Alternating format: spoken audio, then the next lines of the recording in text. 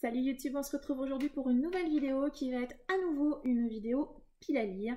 Vous avez vu la semaine dernière la pile à lire qui va m'accompagner sur décembre et janvier, donc pour le challenge de la crypte. Mais j'ai également, pourrait-on dire, un espèce de toc de lecteur qui est que quand l'année va se terminer, moi j'aime terminer des sagas. Je sais pas, mon cerveau associe la fin d'année à l'idée de terminer quelque chose. Et du coup, j'éprouve une certaine satisfaction à terminer beaucoup, le maximum de sagas possible en tout cas. Et donc, eh bien, j'ai décidé de vous présenter une pile à lire que j'espère réussir à dégommer au maximum, à avancer au maximum et du coup ne plus revoir ces sagas sur l'année prochaine. Non pas que ça soit des mauvaises lectures, loin de là, mais j'avoue que je prendrai beaucoup de satisfaction à ne pas les traîner sur, pour certaines, plusieurs années. Vous savez en plus que je me suis définitivement rendu compte cette année que moi, mon kiff, c'est vraiment de marathonner les sagas, donc de ne pas les faire attendre éternellement dans ma palle. Et voilà, mon idée est aussi d'essayer de marathonner certaines de séries pour pouvoir les terminer. J'ai également quelques jours de vacances fin décembre, donc j'espère pouvoir utiliser ce temps à profit pour également avancer au maximum mes sagas. Je vais donc vous présenter mes séries. Alors je n'ai pas pris toutes les séries, hein. L'objectif ici n'est pas de faire un état des lieux de toutes mes sagas en cours, mais vraiment de celles que j'aimerais terminer pour certaines ou avancer pour d'autres. Voilà, j'ai fait une petite sélection. Je vais d'abord vous présenter les séries que je veux absolument terminer cette année et pour lesquelles je pense que c'est tout à fait faisable. Et puis les séries pour lesquelles j'aimerais avancer, peut-être lire un tome, voire deux. Voilà, je verrai bien. Là, c'est un peu moins certain, c'est un peu plus en fonction de mon humeur. On va commencer tout de suite par je crois qu'il y a 4 séries que j'aimerais terminer, pas forcément pour les mêmes raisons. Alors, première série que j'aimerais terminer, c'est la série Accords corrompus de Kelly Sinclair. Il me reste le tome 3 et le tome 4. Ici, on est dans la fantasy un petit peu young adulte, fantasy qui se passe dans deux univers qui cohabitent, un univers de feu, un univers de glace. On y suit la princesse d'un des deux royaumes. Je ne me rappelle plus de son nom, ça c'est un classique, Olenna. On y suit Olenna, à qui va arriver un certain nombre de mésaventures. C'est de la fantaisie assez classique, pourrait-on dire, mais l'univers m'a beaucoup plu. Ça se lit très très bien, c'est hyper addictif. J'ai bouffé le tome 2, je crois qu'il n'y a pas d'autre mot. Chacun de ces tomes fait à peu près 350 pages. Je pense que c'est tout à fait faisable parce que je sais que le tome 2, j'avais été à fond dedans, donc j'espère vraiment pouvoir les terminer. J'ai lu les deux premiers tomes avec Laetitia du conte Galae. Donc Laetitia, si tu passes par là et si tu te sens de terminer cette série en décembre, eh bien écoute, n'hésite pas à m'envoyer un petit message sur Instagram et puis on terminera cette série ensemble, j'espère en tout cas, et ça fait vraiment partie de mes objectifs, ça va être une des séries prioritaires. Une autre série dont j'ai lu le tome 1 il y a peu, que j'ai adoré et j'ai vraiment envie de lire les tomes 2 et 3, c'est une trilogie, c'est Les Murmures du Char de Aidan Fox, c'est de l'auto-édition. J'avais eu cette série sur une campagne Ulule, donc ça c'est le tome 2 et ça c'est le tome 3. Les couvertures sont vraiment superbes.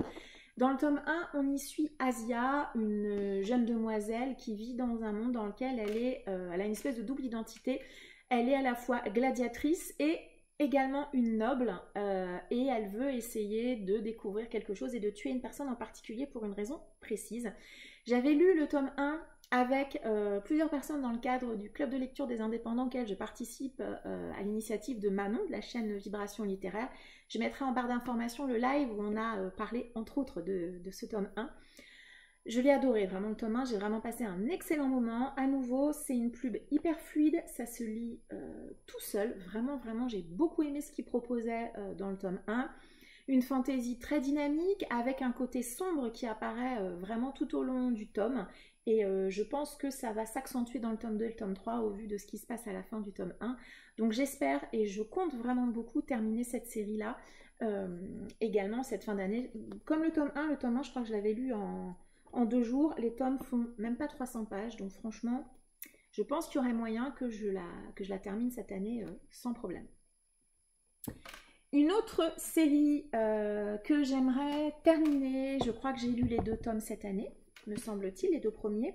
C'est la série Oni soit-il de Patricia Losso, c'est publié chez Elixiria. Il me reste le tome 3, Célestin, et le tome 4, Géant, je crois que ça se prononce comme ça. C'est une série historique qui se passe 14e siècle, je crois, je ne sais plus, en tout cas on est 15e siècle, là je viens de voir 1471, c'est ça. Mais je crois qu'au début du tout premier tome, on est peut-être au 14e, mais en tout cas là on est au 15e siècle. Donc cette histoire, c'est donc de l'historique. Ça se passe dans une famille de bourreaux dans la ville d'Aix-en-Provence, et on y suit un personnage féminin qui s'appelle Amélia, qui va être mariée de force au bourreau d'Aix-en-Provence, et avec elle on va découvrir tout l'univers des bourreaux. J'avais adoré les 2 premiers tomes. Mon seul reproche, c'est que ça va un tout petit peu trop vite dans cette série. Je trouve que l'autrice ne prend pas assez le temps de développer les personnages, mais il n'empêche que c'est également une lecture hyper addictive sur un thème original, les bourreaux, que j'ai lu finalement assez peu. J'ai appris beaucoup de choses dans les 2 premiers tomes, et là on va continuer à suivre les différents personnages de cette famille. Je ne vous dis pas ni qui est Célestin ni qui est Jeanne. J'ai adoré, et en plus c'est une série qu'on m'a prêtée, donc j'aimerais également pouvoir le rendre à la personne bien qui me les avait prêtées, histoire de ne pas les garder des années et des années dans ma bibliothèque. Mais de la même manière c'est assez court, ils font à peine 250 pages. Je pense que ceux-là en 2 jours, si je bosse pas, ils peuvent être lus parce que ça se lit tout seul également. Vous voyez que j'ai pris sur ces séries des séries qui étaient à chaque fois hyper addictives et se lisaient très très vite, et dont je garde en tout cas pour ces 3 séries de très bons souvenirs, parce que la 4e je l'ai mise pas tout à fait pour la même raison. J'ai mis les tomes 2 et les tomes 3 de la 5e vague de Rick Yancey. Moi j'ai les versions France Loisirs. J'ai lu le tome 1 il y a vraiment un petit moment. J'avais pas été hyper emballée par le tome 1. Ça fait plusieurs fois que je mets le tome 2 dans plusieurs piles à lire.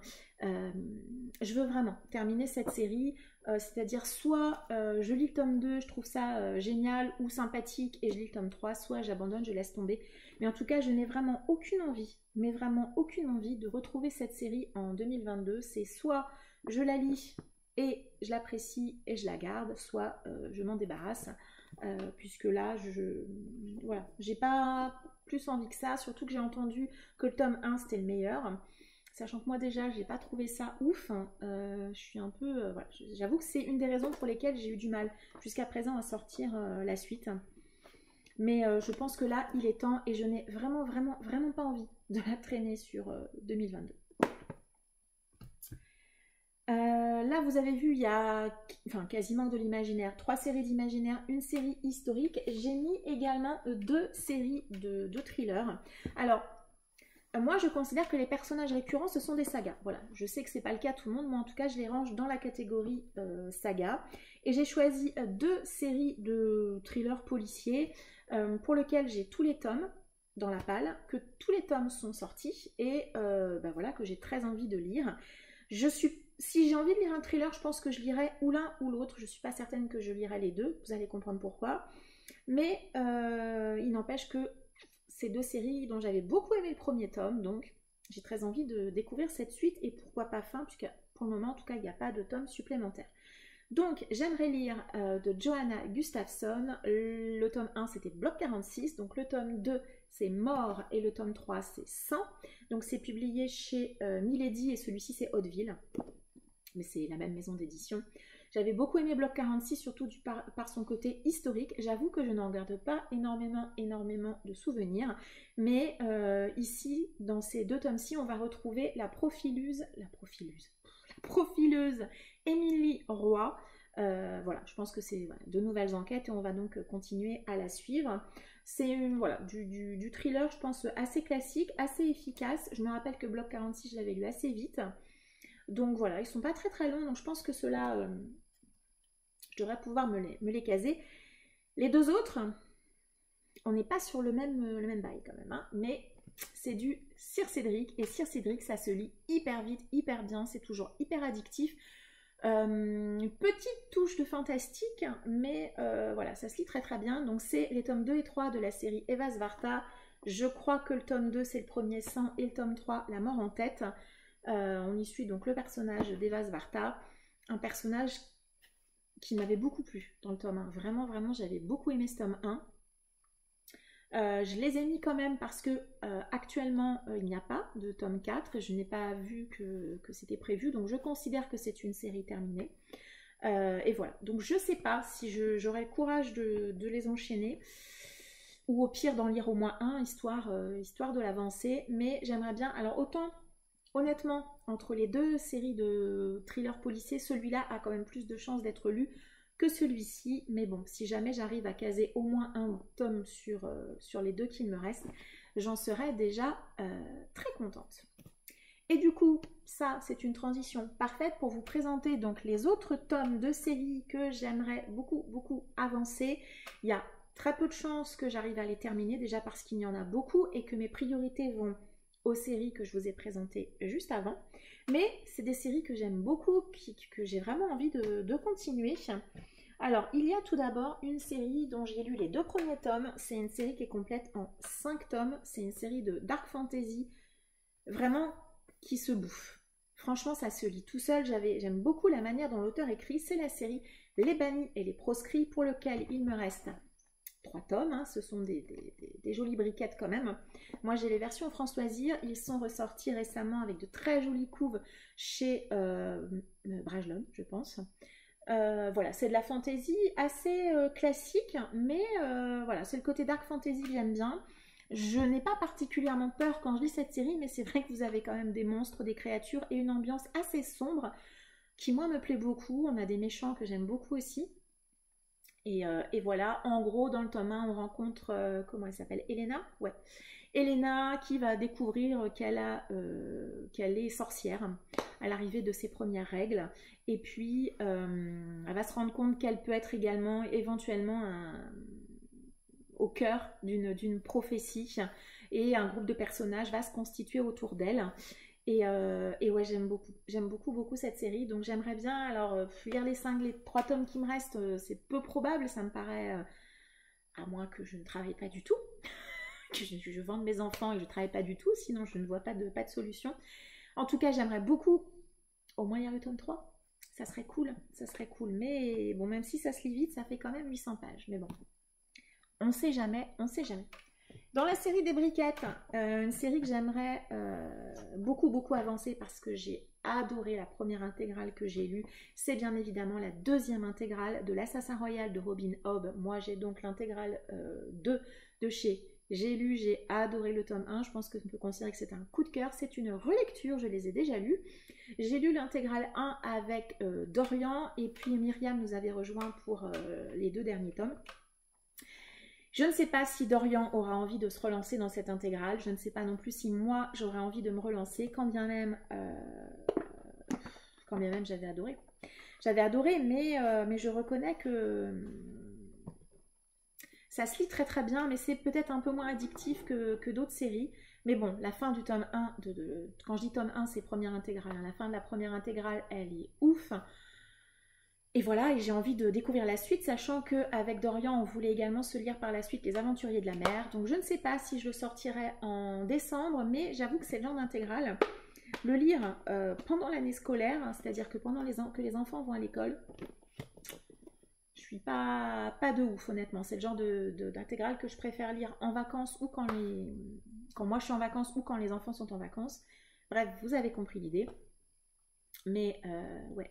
J'aimerais bien quand même, pourquoi pas, lire un tome peut-être, mais j'avoue que les intégrales, comme ça, j'aime bien essayer de lire d'affilée parce qu'ils respectent le découpage d'origine. Hein. Voilà, on va pas reparler des découpages en fantaisie en France, mais bon, bref, passons. Une autre série que j'ai mise parce que j'ai beaucoup aimé le tome 1, que je sais que c'est une série de fantaisie qui est très populaire, mais là, de la même manière... Voilà le drame, donc il s'agit de la série, vous l'avez peut-être reconnu, Cuchiel de Jacqueline Carré. Moi j'ai le tome 2 chez Milady dans les anciennes versions et le tome 3. Cette série est actuellement en train de ressortir chez Brajlon en grand format avec des couvertures blanches magnifiques avec cette rose là qui est dessinée en rouge. Ces éditions sont vraiment, vraiment sublimes. Moi, j'ai les versions poche, donc je vais garder mes versions poche pour le moment. J'ai beaucoup aimé le tome 1. Est-ce que j'aurai le courage de sortir le tome 2? J'aimerais bien, parce que comme toute saga de fantasy, oh, ça ne fait que 800 pages. J'allais dire que 700 pages, ça fait un peu plus de 800 pages. Oui, c'est une série dont j'entends beaucoup de bien. J'ai beaucoup aimé le tome 1. On y suit Phèdre au début du tome 1 qui va devenir une espionne. Mais une espionne est également une femme qui utilise, en tout cas dans cette société, la sexualité a vraiment une place très particulière. Et Phèdre va utiliser ses qualités d'espionne dans différentes choses. C'est assez... c'était très original, très bien écrit, très doux pour certaines scènes. Et moi, j'avais vraiment beaucoup aimé Kushiel. On est surtout dans des... En tout cas dans le tome 1, dans des intrigues politiques, je le précise. On n'est pas forcément dans de la fantaisie avec des énormes combats. Ça peut être intéressant à savoir aussi. Je ne sais pas si ce tome 2 sera plus dans le combat ou plus à nouveau dans les manigances politiques, mais j'avais beaucoup aimé le tome 1. Vraiment, vraiment, j'avais beaucoup aimé. J'espère. Alors, c'est le genre de série, j'aimerais pas trop attendre parce qu'il y a quand même beaucoup de personnages. D'ailleurs, au début, on a un petit lexique, enfin un lexique avec le détail de tous les personnages qui m'avaient été fort utiles. J'espère, quand je lirai ce tome 2, que je n'aurai pas trop perdu de souvenirs. C'est un peu ça qui m'embête dans le fait de ne pas lire les séries comme ça dans un délai en tout cas raisonnable. C'est qu'après, en tout cas moi pour ma part, mon cerveau a tendance à oublier certains détails et ça m'agace. Franchement, je m'agace moi-même. Donc voilà. Mais j'aimerais, mais bon, ça reste des briquettes. Il me reste 2 séries que j'aimerais avancer, pourquoi pas. Donc une série pour laquelle j'ai lu le tome 1 cette année, je crois que c'était pour le mois de la fantasy, qui avait été une excellente surprise parce que c'est vraiment une série vintage. C'est Les Chroniques de Krondor de Raymond Ifest. Moi j'ai des vieilles éditions de chez J'ai lu, que j'avais trouvées en brocante je crois, donc elles sont vraiment très très vieilles, mais je les aime beaucoup. J'aime bien franchement le design. Je crois que maintenant vous pouvez les trouver chez Brajlon. C'est de la fantasy des années 90, un peu old school, mais moi j'avais beaucoup aimé. C'est hyper classique, le tome 1, il n'est pas original pour dessous. On rencontre un jeune homme qui est paysan, je crois. Il va se retrouver à devenir l'apprenti du maître d'armes du roi, un peu par accident. Et puis, vous vous doutez, il va rencontrer des créatures, une compagnie va se former, il va être plus ou moins au cœur d'une espèce de petite prophétie hyper classique dans le schéma. Mais j'avais adoré. Ça l'avait fait du feu de Dieu. J'avais lu ça, mais à nouveau hyper vite. Alors que pour le coup, on n'a quand même pas des masses de dialogue. Hein. Je vous le dis tout de suite, on a beaucoup de passages narratifs. Mais ça s'était lu très très vite. J'avais été hyper surprise par la facilité avec laquelle je l'avais lu. C'était top.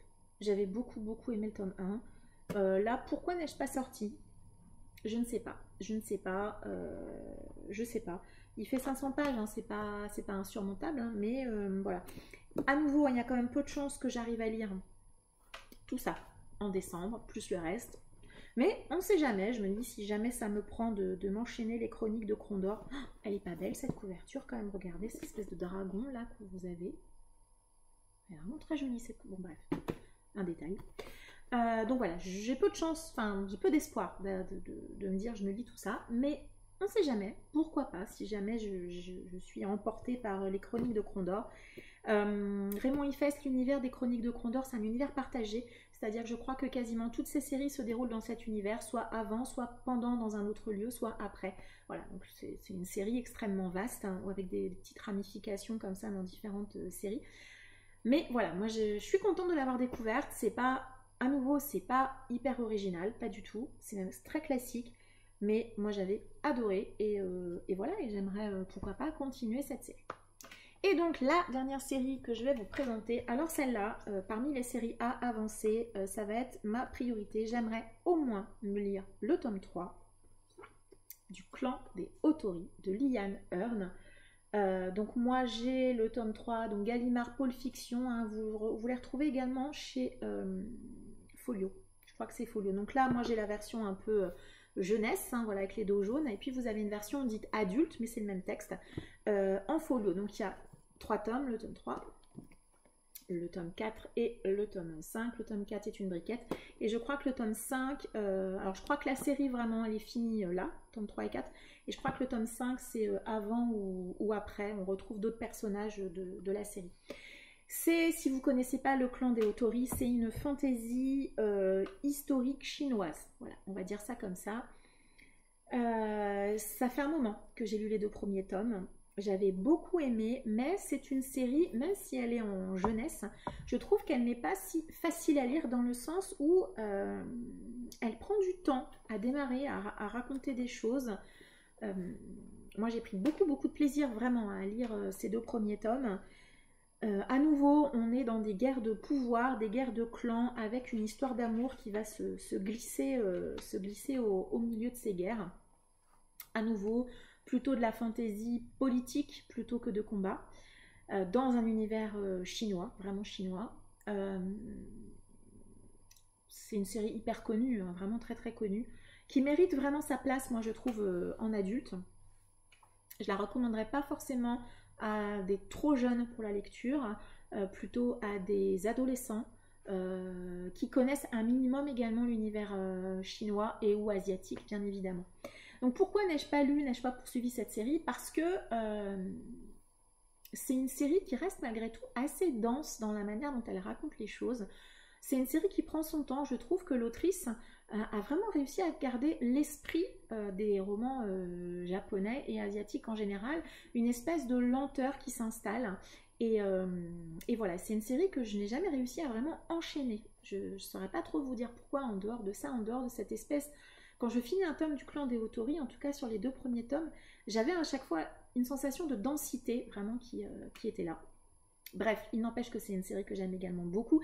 Dans les séries à poursuivre, elle va être ma priorité. Je vous le dis tout de suite, au moins le tome 3, je serais très étonnée. J'arrive à tout lire, vraiment très étonnée de moi-même, ça c'est clair. Mais au moins celui-ci, j'aimerais au moins l'avancer vraiment, quitte à mettre le tome 4, pourquoi pas en janvier. Mais j'aimerais au moins l'avancer. Je suis assez triste de moi-même de ne pas encore avoir réussi à la sortir. Pour une raison simple qui est que pour moi ça reste un classique de la littérature de fantasy asiatique, on pourrait dire, voilà. À l'occasion, peut-être qu'un jour je vous ferai, pourquoi pas, ces fantaisies asiatiques qui sont dans ma palle ou que j'ai lu d'ailleurs, hein, puisqu'il y a les 2. Donc bref, c'est un détail. Voilà, j'espère pouvoir au moins lire ce tome-ci. Le reste, c'est un peu... Ça reste quand même... Comme je vous dis, à moins que je ne travaille pas et que je vende mes enfants, sinon il y a peu de chances que j'arrive à lire tout ça. Mais vous avez quand même vu au début de cette vidéo ce qui allait être quand même mes priorités de fin de saga de cette année. Et bien ça y est, la vidéo est terminée. Je pense que j'ai présenté largement assez de titres. Vous avez vu, j'avais un invité pour cette vidéo, mon petit gnome qui m'a accompagnée. Voilà, donc j'espère pouvoir lire au moins toutes mes priorités de lecture et avancer les autres séries, sachant que j'ai également la pile à lire des livres de la crypte, que j'ai d'autres choses également de prévues en lecture. Je vais avoir un très beau mois de lecture, je pense et je l'espère, pour finir cette année 2021 en beauté. Et bien c'est tout pour cette vidéo. N'hésitez pas à m'indiquer en commentaire si vous avez lu certaines des sagas dont je viens de vous parler, quel est votre avis par rapport à ces sagas, si vous les avez aimés ou pas du tout. Est-ce que vous aussi, sur décembre, vous avez un objectif fin d'année, fin de saga? N'hésitez pas à me l'indiquer en commentaire. Je vous remercie de m'avoir suivi, je vous souhaite une très agréable journée et je vous dis à très bientôt. Ciao!